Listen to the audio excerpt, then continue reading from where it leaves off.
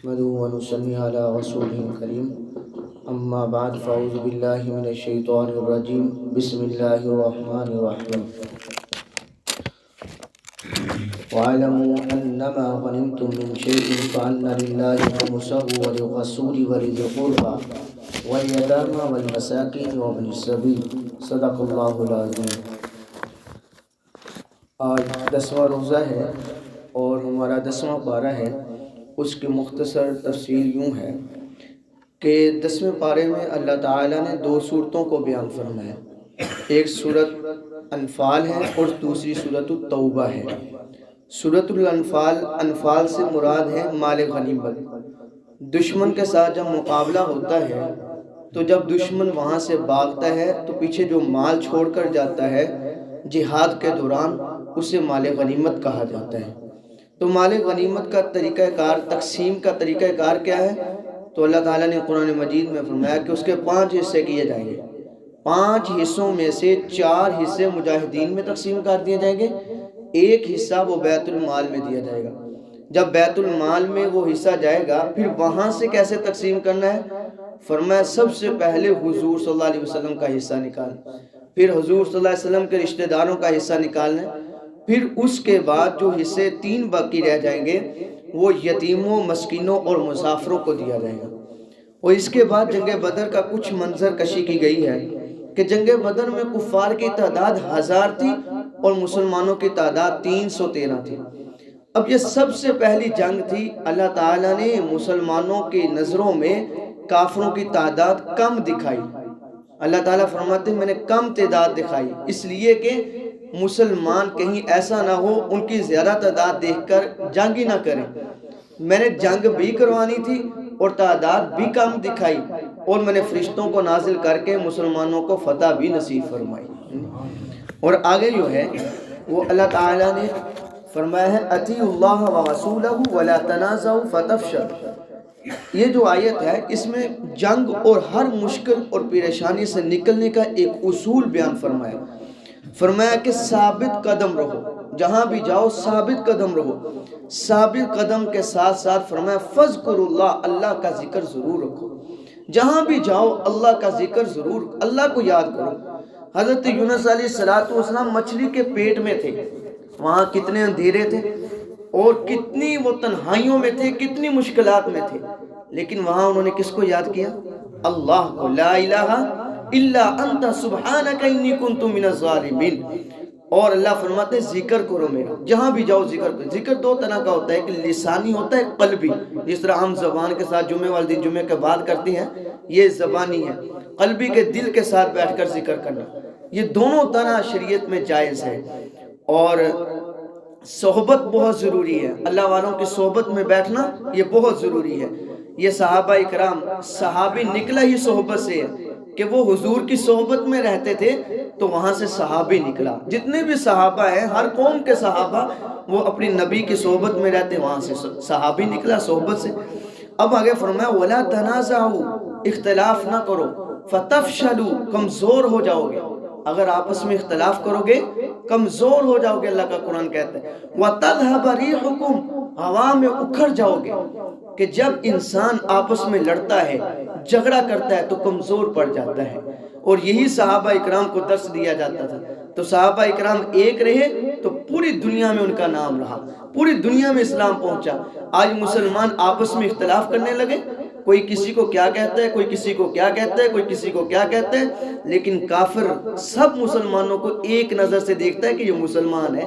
وہ یہ تو نہیں کہتا کہ یہ دیوبندی ہے، یہ بریلوی ہے، یہ اہل حدیث ہے، یہ فلاں ہے، نہیں، وہ کہتا ہے یہ مسلمان ہے، اس کو ماننا ہے۔ تو اللہ قرآن میں کہتا ہے اختلاف نہ کرو۔ ہاں، علم کا اختلاف، دلائل کا اختلاف اور بات ہوتی ہے، لیکن اپنی ذاتی اختلاف ہو یا کسی کو ہار جیت کا مسئلہ بنا لینا یہ ناجائز ہے، شریعت میں یہ جائز نہیں ہے ایسے اختلافات۔ اس سے انسان کی طاقت اور قوت ختم ہو جاتی ہے۔ اور آگے فرمایا وَأَعِدُّوا لَهُم مَّا اسْتَطَعْتُم مِّن قُوَّةٍ وَمِن رِّبَاطِ الْخَيْلِ۔ اللہ تعالیٰ فرماتے ہیں اسلام دشمن عناصر کے خلاف، ملک و ملت کے خلاف جتنے بھی لوگ ہیں ان کے مقابلے میں ایک طاقت جمع کرو، اسلحہ جمع کرو، اپنے گھوڑے تیار رکھو۔ صحابہ اکرام سے کہا جاتا تھا کہ گھوڑے تیار رکھو، تو صحابہ اکرام اپنے گھوڑے تیار رکھتے تھے۔ فرمایا کہ جیسا کیسا آپ کو عسکری جہاد کے لیے یا عسکری مسائل کے لیے جیسا کیسا آپ کو ہتھیار چاہیے ضرور ہتھیار رکھو. اور آگے فرمایا ترہبون بھی عدو اللہ کہ اللہ کے دشمن کے لیے ایسا کرنا جائز ہے. اور اللہ تعالیٰ فرماتے ہیں قرآن مجید میں اگر تم 100 ہوگے تمہارے اندر ایمان ہوگا میں تمہیں 200 پر غالب کر کے رکھ دوں گا.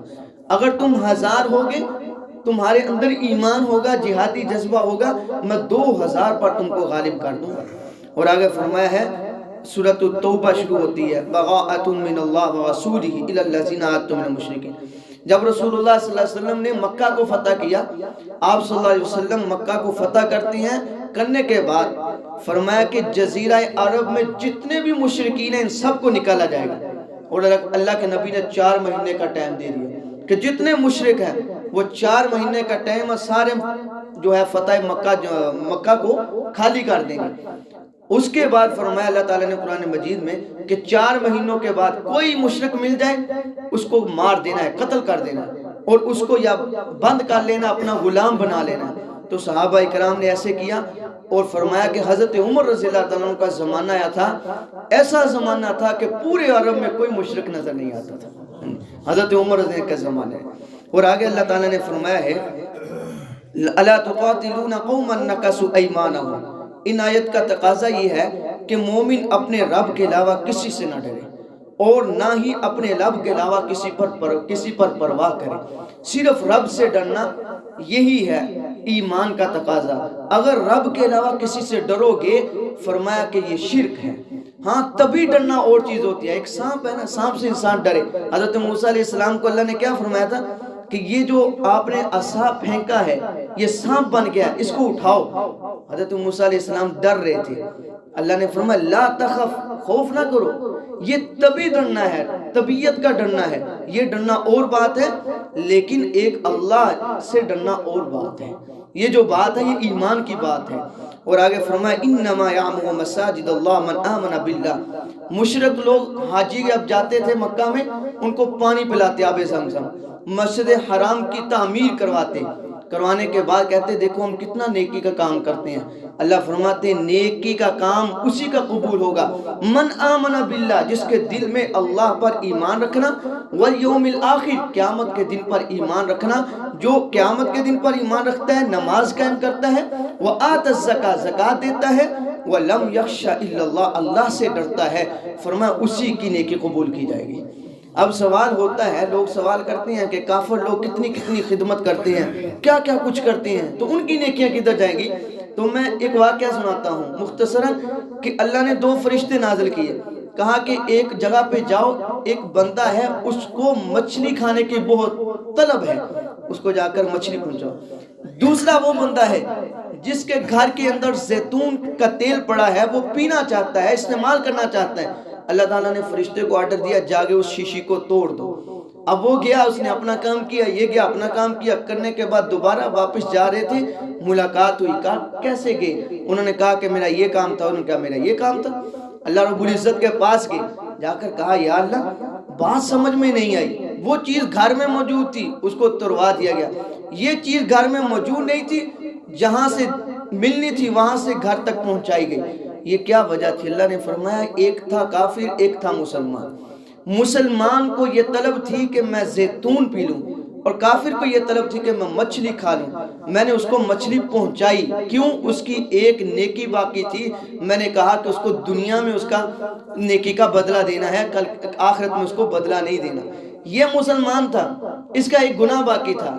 میں نے کہا کہ یہ جائے گا جہنم میں جائے گا تو اس سے پہلے کہ میں اس کو دنیا میں تکلیف دے دوں اور اس کا گناہ ختم کر دوں تو اللہ نے مسلمان کا گناہ ختم کر دیا اس کی نیکی ختم کر دی. اللہ ایسے بدلہ دیتا ہے کہ کافر کو دنیا میں بدلہ دیا جاتا ہے جتنی وہ خدمت کرے گا دنیا میں بدلہ ملے گا. اور آگے اللہ فرماتے ہیں جنگ حنین کا تذکرہ ہے. یہ ایک ایسی جنگ تھی کہ مسلمانوں کی یہ واحد جنگ ہے جس میں بہت زیادہ تعداد تھی بہت زیادہ تعداد تھی. کافروں کی تعداد کم تھی. لیکن جب جنگ کے لیے گئے اب صحابہ اکرام نوجوان بھی تھے ان کے دلوں میں یہ بات آئی آج تو ہم بہت ہیں آج ان کی خیر نہیں ہے. صرف اتنی دل میں بات آئی. اللہ فرماتے ہیں کہ مجھے یہ بات بھی آپ کی پسند نہیں آئی. اللہ نے فرمایا کہ وہ اتنی تعداد صحابہ کی، بعض روایات میں لکھا ہے کہ 14,000 تھی، بعض میں لکھا 12,000 تھی۔ تو فرمایا کہ اتنی تعداد ہونے کے باوجود بھی جب صحابہ اکرام ایک ٹیلے سے نیچے اتر رہے تھے تو دشمن، بعض میں لکھا کہ 4,000 تھے، انہوں نے ایسا حملہ کیا کہ صحابہ اکرام سارے بکھر گئے، بھاگ گئے۔ حضور صلی اللہ علیہ وسلم ایک سائیڈ کو چلے گئے، جا کر حضور نے آواز دی، فرمایا حضرت ابو بکر، عمر، علی المرتضیٰ، حضرت عباس، یہ صحابہ اکرام حضور کے ساتھ تھے، کھڑے ہو کر لڑتے رہے۔ تو باقی صحابہ کوئی ادھر کو چلے گئے، کوئی ادھر کو، لیکن حضور صلی اللہ علیہ وسلم نے حضرت غالباً عباس رضی اللہ تعالیٰ عنہ سے کہا کہ اونچی آواز سے آواز لگاؤ اور کہو کہ کیکر کے درخت کے نیچے بیعت کرنے والے آج کہاں چلے گئے؟ تو حضرت عباس فرماتے ہیں میں نے آواز لگائی تو صحابہ ایسے آئے کہ جیسے ایک گائے کا بچہ اپنی ماں کے پاس دودھ کی خاطر جاتا ہے۔ جب میں حضور کی بات ان کو سنی تو سارے صحابہ وہاں کٹھے ہوئے، پھر اللہ نے ان کو فتح نصیب دی۔ تو فتح جب نصیب ہوئی تو اللہ نے قرآن اتارا، فرمایا کہ مجھے یہ اتنی بات بھی ان کی پسند نہیں تھی کہ انہوں نے کہا کہ آج ہم دیکھ لیں گے، آج ہم میں بہت طاقت ہے۔ طاقت کس کی ہے؟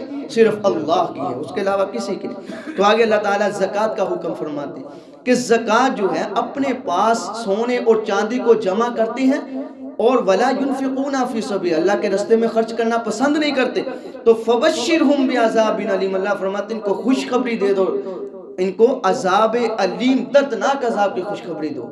اور آگے فرمایا یوم یحمى علیہا فی نار، جس دن تپایا جائے گا جہنم کی آگ میں، پھر اس سے داغے جائیں گا ان کی پیشانیوں کو، کروٹیں کو، پیٹھوں کو، اور یہ وہ جو تم نے اپنے لیے جوڑ کر رکھا تھا اب اللہ فرماتے اس کا مزہ چکھو۔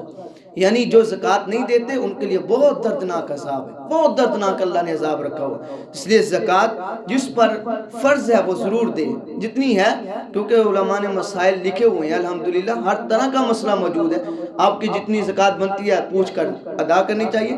اس کے بعد حضرت ابو بکر صدیق رضی اللہ تعالیٰ عنہ کا تذکرہ ہے، جب حضور صلی اللہ علیہ وسلم غار میں گئے، حضور اور ابو بکر صدیق غار میں تھے، ادھر سے اعلان ہوا کہ جو حضور اور ابو بکر کو نعوذ باللہ گرفتار کر کر لائے گا اس کو 100 اونٹ انعام میں دیا جائے گا۔ اب جناب جو کھوجی وہ پیچھے گئے، جب غار کے دروازے پر پہنچتی ہیں تو ادھر جا کر دیکھتے ہیں، پیچھے سے دیکھتے جا رہے ہیں کہ 2 پاؤں کے نشان ہیں، آگے جا کر دیکھتے ہیں کہ 1 پاؤں کا نشان ہے۔ سیدنا صدیق اکبر نے حضور صلی اللہ علیہ وسلم کو کندھوں پہ اٹھا لیا، لے کے جا رہے ہیں غار ثور میں، غار ثور کے اندر چلے گئے، یا رسول اللہ پیچھے مجھے لگتا ہے کوئی آ رہا ہے، تو اللہ نے قرآن اتار دیا لا تحزن ان اللہ معنا، یا رسول اللہ ابو بکر کو کہہ دے پریشان ہونے کی بات نہیں، ہم دونوں کے ساتھ اللہ ہے۔ تو حضرت یہاں پر ایک علماء نکتہ بیان کرتے ہیں کہ حضرت موسیٰ علیہ السلام اپنی قوم کے ساتھ جا رہے تھے تو قوم نے کہا اے موسیٰ پیچھے دشمن آ رہے ہیں، حضرت موسیٰ علیہ السلام نے فرمایا اِنَّ مَعِيَ رَبِّ سَيَهْدِينِ، پریشان ہونے کی بات نہیں، موسیٰ کے ساتھ موسیٰ کا رب ہے۔ لیکن جب صدیق کی باری آئی تو اللہ نے کہا کہ یہ نہیں کہا کہ محمد کے ساتھ محمد کا رب ہے، فرمایا کہ ابو بکر کو کہہ دو ہم دونوں کے ساتھ اللہ ہے۔ تو حضرت ابو بکر صدیق کی شان بہت ہے۔ آگے اللہ تعالیٰ نے زکوٰۃ کے مستحقین کا تذکرہ فرمایا کہ زکوٰۃ کن لوگوں کو دے سکتے ہیں؟ فقراء کو، مساکین کو، ان کو جو مقرر کیے جاتے ہیں زکوٰۃ لینے کے لیے، اور اسی طرح جن کے دلوں میں الفت ڈالی ہے، جو نئے نئے مسلمان ہوتے ہیں ان کو بھی زکوٰۃ دینی چاہیے۔ اور آگے فرمایا وَفِي الرِّقَابِ، جو غلام ہوتے ہیں ان کو چھڑانے کے لیے، والغارمین، جن پر زیادہ قرضہ ہو، آپ کو پتہ چل جائے ان پر بہت زیادہ قرضہ ہے، یہ بیچارے اتار نہیں سکتے، فرمایا ان کو زکوٰۃ دو۔ وفی سبیل اللہ، اللہ کے راستے میں زکوٰۃ دو، جس طرح مدارس ہیں ان کو زکوٰۃ دینی چاہیے۔ اب الحمدللہ ہمارے یہاں نظام چلتا ہے تو یہ دیکھیں سب سے زیادہ حق پہلے اپنوں کا ہوتا ہے، بعد میں دوسروں کا ہوتا ہے۔ تو اسے دیکھنا چاہیے کہ جس طرح ہمارے ہاں نظام چل رہا ہے تو یہاں زکوٰۃ، صدقات، فطرانہ وہ دیں تاکہ ہم اپنے طالب علموں کو آگے تک لے کر جا سکیں انشاءاللہ۔ اور آگے فرمایا وابن السبیل، مسافر کو بھی زکوٰۃ دینی چاہیے۔ اور آگے اللہ تعالیٰ نے المنافقون والمنافقات، منافقوں کا تذکرہ کیا۔ آج بھی سارا کفر مسلمانوں کی تہذیب اور تمدن کو ختم کرنے کی کوشش کرتا ہے کہ ان کی تعلیم تبدیل کر دی جائے اور ان کا نظریاتی جو نظریات ہے وہ ان کے تبدیل کر دیے جائیں، لباس اور خیالات تبدیل کر دیے جائیں، مادہ پرستی کا ان میں شوق ڈال دیا جائے، آخرت کی جو ان کے اندر رغبت ہے وہ ان کے اندر سے ختم کر دی جائے۔ تو مسلمانوں پر اتنے حملے ہو رہے ہیں میرے عزیزو، مسلمان آپس میں اختلاف میں پڑے ہوئے ہیں، اور اللہ تعالیٰ فرماتے ہیں کتنی جماعتیں ہیں، کتنی تنظیمیں ہیں، کتنی پارٹیاں ہیں، لوگوں کی اصلاح کر رہی ہیں۔ نتیجہ کیا نکلتا ہے کہ کم سے کم تر لوگ جو ہیں وہ صرف اسلام کی طرف آ رہے ہیں، کم تر لوگ ہیں جو اپنے آپ کو ٹھیک کر رہے ہیں، زیادہ تر لوگ وہ ہیں جو جن میں برائیاں نظر آ رہی ہیں۔ تو اس کی وجہ کیا ہے؟ فرمایا اس کی وجہ دو ہے۔ ایک تو یہ ہے کہ ہمارے ہاں جو جماعتیں بنی ہوئی ہیں، جو تنظیمیں بنی ہوئی ہیں، ہر جماعت، ہر تنظیم یہ چاہتی ہے کہ ہم اعلیٰ ہیں، ہمارا کام اعلیٰ ہے۔ اب تبلیغ والے کہیں گے ہم سب سے زیادہ کام کر رہے ہیں، مدارس کہیں گے ہم کر رہے ہیں، فلاں کہیں گے ہم کر رہے ہیں، حالانکہ یہ سارے اسلام کے شعبے ہیں۔ اسلام کو چلانے کے لیے یہ 4 دیواریں ہیں، اگر ایک دیوار کمزور ہو جائے تو مکان سارا کا سارا گر سکتا ہے۔ اسی طرح ہی اللہ نے اسلام میں شعبے رکھے ہوئے ہیں کہ تبلیغ والے کو ایک کام دے دیا، مدارس کو کام دے دیا، جہاد والوں کو الگ کام دے دیا، فلاں کو الگ کام دے دیا۔ یہ سارے اسلام کے شعبے ہیں، کسی پر تنقید نہیں کرنی چاہیے۔ اللہ نے جو کام دے دیا اسی میں لگ جانا چاہیے اور ڈٹ کر کام کرنا چاہیے۔ اور آخر میں فرمایا کہ اگر کوئی کافر ہے، کوئی منافق ہے، کسی قسم کا منافق یا کافر، جب اس کا جنازہ ہونے لگے تو اس کے جنازے میں شریک نہ ہو۔ حضور صلی اللہ علیہ وسلم شریک ہوئے عبداللہ بن ابی کے جنازے میں، جس کو رسول اللہ علیہ وسلم نے اپنا کرتا بھی دیا، اپنا لعاب نکال کر اس کے جسم پر ملا کہ یہ شاید اللہ اس کی بخشش کر دے۔ اللہ تعالیٰ نے جب اللہ کے نبی صلی اللہ علیہ وسلم جنازہ پڑھانے کے لیے پہنچے تو سیدنا عمر رضی اللہ تعالیٰ عنہ نے کہا یا رسول اللہ منافق ہے، جنازہ نہ پڑھائیں۔ اللہ کے نبی خاموش ہو گئے، کیوں؟ اللہ کا حکم نازل نہیں ہوا تھا، اللہ کے حکم کے بغیر نبی کوئی کام نہیں کرتا۔ فرمایا خاموشی اختیار کی، فوراً اللہ نے قرآن نازل کر دیا استغفر لہم او لا تستغفر لہم، اے نبی جی اس کے لیے استغفار کرو گے 70 مرتبہ بھی آپ استغفار کرو گے میں قبول نہیں کروں گا۔ یہ کافر ہیں، یہ منافق ہیں، یہ اسلام دشمن ہے، قرآن دشمن ہے، تو آپ ان کے لیے جتنی مرضی دعائیں کریں، میں آپ کی دعاؤں کو ان کے لیے قبول نہیں کروں۔ تو اس لیے میرے بھائی کوئی کافر کا جنازہ ہو، کوئی منافق ہو، جنازے میں شریک نہ ہو۔ میرے نبی کو یہ آرڈر ہے، ہم مسلمان ہیں، اسی کی امت ہیں، ہمیں بھی یہی آرڈر ہے۔ اور آخر میں فرمایا فَلَا تُعْجِبْكَ أَمْوَالُهُمْ وَلَا أَوْلَادُهُمْ، آپ کو ان کے مال اور اولاد تعجب میں نہ ڈالیں۔ یہ لوگ جو کافر جو ہے نا، ان کو اللہ نے مال بہت سارا دیا ہے، اولاد دی ہوئی ہے، اللہ کہتے ہیں کہ ان کے مال کو دیکھ کر تعجب میں نہ ہو کہ اللہ نے ان کو بہت زیادہ دیا ہے، ہم بھی نعوذ باللہ کافر ہو جائیں۔ نہیں، اللہ فرماتے ہیں ان کو دنیا میں دیتا ہوں، آپ کو انشاءاللہ آخرت میں دوں گا۔ اللہ ہمیں عمل کرنے کی توفیق عطا فرمائے۔ بسم اللہ الرحمن الرحیم، الحمدللہ رب العالمین، الصلاة والسلام علی سائر الانبیاء والمرسلین، اللہم ربنا آتنا فی الدنیا حسنہ وفی الآخرۃ حسنۃ وقنا عذاب النار، اللہم انا نجعلک فی نحورہم ونعوذ بک من شرورہم، حسبنا اللہ نعم الوکیل نعم المولا ونعم النصیر، صلی اللہ تعالی علی خیر خلقہ محمد وعلی آلہ وصحبہ اجمعین برحمتک یا ارحم الراحمین، جزاکم اللہ۔